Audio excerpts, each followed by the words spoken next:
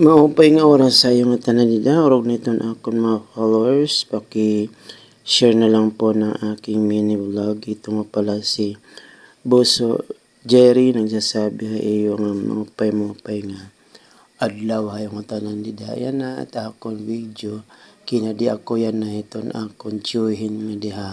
Bukid tamang-tama pagdatong ko, nag-harvest or nagkungunguha siya ng gabi para daw sa itatanim niya doon sa kanyang taniman. And tamang-tama pagdating ko, mayroon siyang nakuha na gabi, medyo malalaki, 5 piraso at ibinigay naman po niya sa akin. Ito po 5 piraso, ayan. At ito naman ay gagawin ko ito na kung tawagin dito sa amin, sagmani, kakayurin yan. Ayan, na nakinayod. Dinaluan ko yan ng anyog, tapos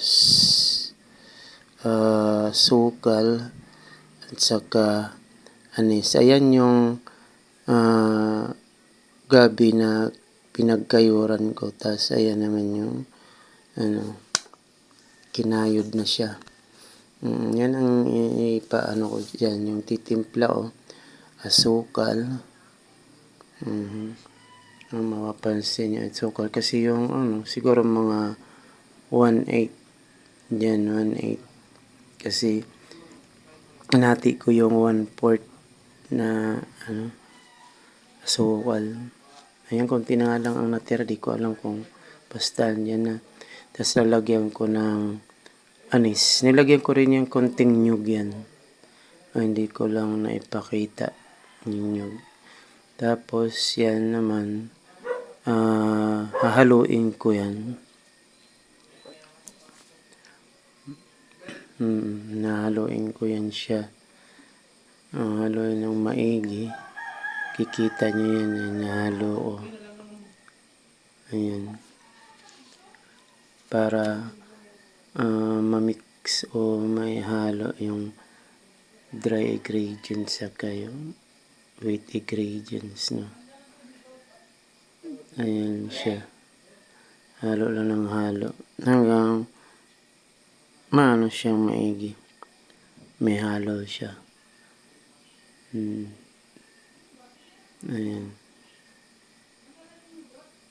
Tapos ito naman, ayan, tapos na ito naman, tapos ko haluin, ito naman ipapalaman ko dyan sa gabi, yung kinayuran.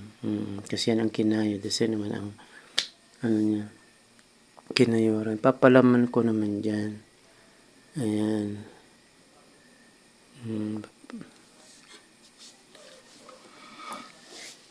Ang tawagin dito sa amin yan ay sagmani. Masarap yan.